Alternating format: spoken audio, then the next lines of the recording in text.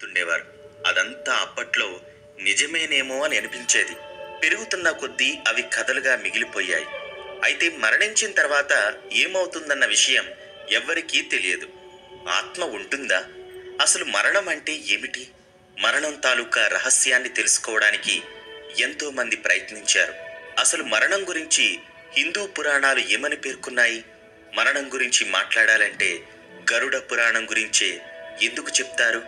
మరణానంతరం జరిగే పరిణామాల గురించి గరుడ పురాణంలో అసలు ఏముంది?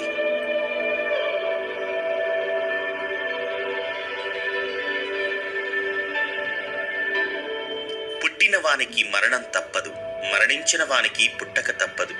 తప్పించుకోవడానికి వీలు లేని ఈ విషయంలో నువ్వు దుఃఖించడం తగదు. భగవద్గీతలో జనన మరణాల గురించి ఇలా ఉంది. అయితే జననం మనిషికి ఎంతో సంతోషాన్ని కలిగిస్తే మరణం మాత్రం తీవ్ర విషాదాన్ని మిగిలిస్తుంది. వాస్తవానికి మనిషికి సృష్టిలో అత్యంత బాధాకరమైన విషయం మరణమే. ఇది ఊహకు అందని, ఊహించలేని అత్యంత క్లిష్టమైన పరిస్థితి. మరణించిన తర్వాత ఏం జరుగుతుంది? సమాధిలోని ఆ భయంకరమైన నిశ్శబ్దంలో ఒంటరితనంతో తన తదుపరి జీవితం ఎలా ఉంటుంది? తాను లేని తన వాళ్ళు ఎలా జీవిస్తారు? మరణానంతరం మరుజన్మ ఉంటుందా? ఇవన్నీ ఆ మనిషిని ఆ ఒక్క క్షణంలోనే ఎంతో ఉక్కిరిబిక్కిరి చేస్తాయి. నిజం చెప్పాలంటే మరణం కన్నా కూడా అత్యంత భయంకరమైనది వారి మానసిక సంఘర్షణ. ఎందుకంటే ఈ జన్మలో మనం చేసుకున్న పాపపుణ్యాలను బట్టి మరణానంతరం మనం స్వర్గానికి వెళ్తామా లేక నరకానికి వెళ్తామా అన్నది ఆధారపడి ఉంటుందని పెద్దలు చెబుతుంటారు. అయితే తాను చనిపోబోతున్నట్లు మరణించే ముందు ఆ మనిషికి తెలుస్తుందా? మరణానికి సంబంధించిన సంకేతాలు మనిషికి తెలుస్తాయా అంటే అవుననే సమాధానం వినిపిస్తోంది. గరుడ పురాణంలో చెప్పిన దాని ప్రకారం మరణానికి కొద్ది సెకన్ల ముందే మనిషికి సృష్టి అంతా కనిపిస్తుంది. ఆ సమయంలో వచ్చిన దివ్య దృష్టితో అతడు ప్రపంచాన్నంతటిని అర్థం చేసుకుంటాడు. కానీ ఆ క్షణంలో ఏమీ మాట్లాడలేడు. అయితే ఆ సమయంలోనే యమదూతలను చూస్తాడు. వారు అత్యంత వికారంగా, భీతి కొల్పేలా నల్లగా, ఆయుధాల వంటి పెద్ద పెద్ద గొడ్డళ్లతో అత్యంత భయంకరంగా కనిపిస్తారట. దీంతో మనిషికి నోటి నుంచి ఉమ్మి వస్తూ దుస్తుల్లోనే మలమూత్ర విసర్జన చేస్తారు. శరీరంలో ఎలాంటి చలనం లేకుండా గట్టిగా మారిపోతుందట. తనను యమలోకానికి తీసుకెళ్లడానికి యమరాజు పంపిన యమదూతలను మాత్రమే అతని కళ్ళకు ఇస్తాడట. యమదూతల భయంకర రూపం చూసి నోరు కూడా తడారిపోతుందట. యమలోకానికి వెళ్ళేటప్పుడు ఆత్మ అలసిపోయినా విశ్రాంతి తీసుకోవడానికి యమదూతలు అనుమతించారు. యమలోకానికి వెళుతున్న ప్రయాణాలలో ఆత్మను యమదూతలు చాలా భయాందోళనకు గురిచేస్తారట. దూతలు అతి కిరాతకంగా కొరడాతో హింసిస్తారట. కాగా దేవుడిని పూజించని వాళ్లకు, ఇతరుల తప్పులను క్షమించని వాళ్లకు స్వర్గానికి వెళ్ళడానికి యమరాజు అనుమతించాడు. యమలోకానికి చేరిన వెంటనే యమరాజు ఒకసారి ఆత్మను వాళ్ళు చనిపోయిన స్థలానికి పంపిస్తారు. చనిపోయిన వ్యక్తికి తన కుటుంబ సభ్యులు అంత్యక్రియలు చేస్తున్నారా లేదా, ఆత్మశాంతి కోసం కర్మ నిర్వహిస్తారా లేదా అని తెలుసుకోవడానికి ఆత్మను మళ్లీ కిందకు పంపుతాడు. ఒకవేళ కుటుంబ సభ్యులు అంత్యక్రియలు నిర్వహించకపోతే ఆత్మ ప్రశాంతంగా ఉండే ప్రదేశాలలో సంచరిస్తూ ఉంటుందట. ఇదంతా గరుడ పురాణంలో వివరించారు. ఇక సైన్స్ ప్రకారం మనిషి చనిపోయాడని ప్రకటించిన తర్వాత, అంటే గుండె కొట్టుకోవడం ఆగిన తర్వాత 30 సెకండ్లకు మెదడు పనితీరు ఆగిపోతుంది. శరీరం మొత్తానికి రక్త ప్రసరణ ఆగిన తర్వాతే మెదడులో ఆలోచనలు ఆగిపోతాయని సైన్స్ నిరూపించింది.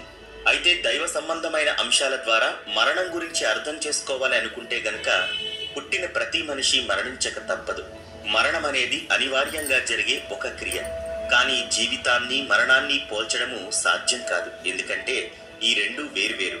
మరణం అనేది ఒక ప్రపంచం నుంచి మరో ప్రపంచానికి తీసుకెళ్లే ప్రక్రియ. తల్లి గర్భం దాల్చిన తర్వాత గర్భాశయంలో మన జర్నీ ప్రారంభమైన 120 రోజుల తర్వాత శిశువులో ఆత్మ ప్రవేశిస్తుంది. 40 రోజుల్లో గర్భాశయంలో ఒక మందమైన బ్లడ్ క్లాట్ ఏర్పడుతుంది. ఆ తర్వాత 40 రోజులకు చర్మం ఏర్పడుతుంది.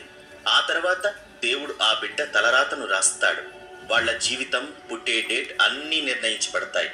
గర్భాశయంలోనే మనకు ఒక షేప్ని, అంటే ఆడ మగ అనేది నిర్ణయిస్తారు. అలా మొదలైన మన జర్నీ చివరి వరకు ఎలా ఉండాలో అక్కడే నిర్ణయించబడుతుంది. మనం పుట్టిన తర్వాత ఎంతకాలం బతుకుతామనేది మన చేతుల్లో ఉండదు. మనం కొన్ని సెకండ్లు బతకొచ్చు, 100 ఏళ్ళు అంతకంటే ఎక్కువ సంవత్సరాలు బతకొచ్చు. మరణం సంభవించే ముందు మనిషి చుట్టూ అంతకుముందు చనిపోయిన తన ఆప్తులందరూ చుట్టూ చేరి వారితో ఆత్మను తీసుకువెళ్ళడానికి ఆనందంగా ఎదురుచూస్తాయట. ఇదంతా గరుడ పురాణంలో ఉన్నదే. అయినా నిజంగా మరణం అంచుల వరకు వెళ్ళి వచ్చిన మనిషి ఇలాంటి అనుభూతిని ఖచ్చితంగా పొందుతాడు. మనిషి తాను గడిపిన గతాన్నంతా గుర్తు చేసుకుని తాను మరణించిన తర్వాత స్వర్గానికి వెళ్తానా నరకానికి వెళ్తానా అని ఆలోచిస్తాడట.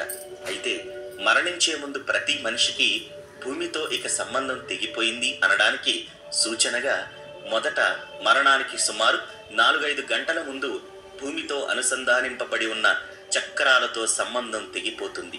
అందువలనే మీరు మరణానికి కొద్ది గంటల్లో చేరువలో ఉన్న వ్యక్తిని యొక్క అరికాలు పాదాలు గమనించారంటే అవి చల్లబడుతున్నాయని తెలుసుకుంటారు.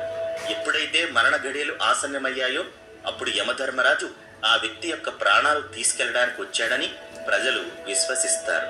మనకు పెద్దలు చెప్పేదాని ప్రకారం మరణ ఘడియల్లో అసలు ఏం జరుగుతుందంటే ఆత్మకి శరీరానికి అనుసంధానం. ఒకవేళ మరణించిన వ్యక్తిని మరణించిన వెంటనే సూక్ష్మంగా పరిశీలిస్తే ముఖంలోనో లేక శరీర ఇతర అవయవాల్లోనో సూక్ష్మమైన కదలికలు గమనించగలుగుతారు. అలా ఎందుకు జరుగుతుందంటే ఆత్మ తన శరీరాన్ని కదిలించడానికి ప్రయత్నించడం వల్లనే. మరణించిన కాసేపటికి శరీరం నూతనంగానే ఉంటుంది. అయినా కూడా వెండి తీగ తెగిపోవడం వలన శరీరంలో దూరగలిగిన అక్కడ ఉండలేకపోవడం వలన ఆత్మ ఇక శరీరం నుండి బయటకు వచ్చేస్తుంది. ఏదో ఒక అయస్కాంత శక్తి వలన ఆత్మ అలా శరీరం నుండి పైకి ఇంకా పైకి ఆకర్షింపబడుతుంది. ఈ సమయంలో ఆత్మకి ఎన్నో గొంతులు ఒక్కసారిగా వినబడటం మొదలవుతుంది. అలా అన్ని మాటలు ఒక్కసారిగా ఎందుకు వినబడుతున్నాయంటే ఆ మరణించిన వ్యక్తి యొక్క చేరువలో ఉన్న సమూహం యొక్క ఆలోచనలు ధ్వనుల రూపంలో వినబడటం జరుగుతుంది. శరీరం ఇలాగే ఆత్మ తన ప్రియమైన వాళ్లతో మాట్లాడుతుంది. నేను మరణించలేదు అని చెబుతుంది. కానీ ఆత్మ మాట్లాడిన మాటలు వారికి వినపడవు. నెమ్మదిగా ఆత్మకి అర్థమవడం మొదలవుతుంది తాను మరణించానని, ఇక తన శరీరంలో చేరలేనని.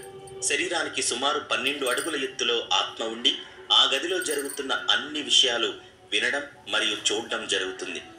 సాధారణంగా అంత్యక్రియలు జరిగేంత వరకు ఆత్మ అలా సుమారు 12 అడుగులు శరీరానికి పైన ఉంటుంది. ఇకపై ఎక్కడైనా అంత్యక్రియల కార్యక్రమం జరుగుతోందంటే అక్కడ ఆ శరీరానికి సంబంధించిన ఆత్మ ఉండి అక్కడ జరుగుతున్న అన్ని విషయాలు చూస్తూ వింటూ ఒక సాక్షిభూతంగా ఉందని అర్థం. ఇక తన దేహానికి జరిగిన అంత్యక్రియలు చూసుకున్నాక ఇక భూమిపై తన జీవనం లేదని మరియు పార్థివ దేహం పంచభూతాల్లో కలిసిపోయిందని నిర్ణయించుకుంటుంది. అప్పటిదాకా తను దేహంలో ఉండటం వలన ఉన్న బంధాలన్నీ పూర్తిగా విడిపోవడం వలన ఇక ఆత్మకి పూర్తి స్వేచ్ఛ అనుభవంలోకి వస్తుంది. ఆత్మ తలుచుకున్న మాత్రాన ఎక్కడికైనా పోగల శక్తి వస్తుంది. తర్వాత 7 రోజులు తాను దేహంలో ఉండగా తిరిగిన ప్రదేశాలు, ఆఫీస్, పార్కులు ఇలా తనకిష్టమైన అన్ని ప్రదేశాలను తిరిగి చూసుకుంటూ ఉంటుంది. ఒకవేళ ఆత్మ దేహంలో ఉన్నప్పుడు డబ్బు పిచ్చి గలవారై ఉంటే మరణించాక ఆత్మ తన గల్లాపెట్టి వద్దనే ఉంటుంది. ఒకవేళ ఆత్మ పిల్లలపై మమకారం గలదై ఉంటే తన పిల్ల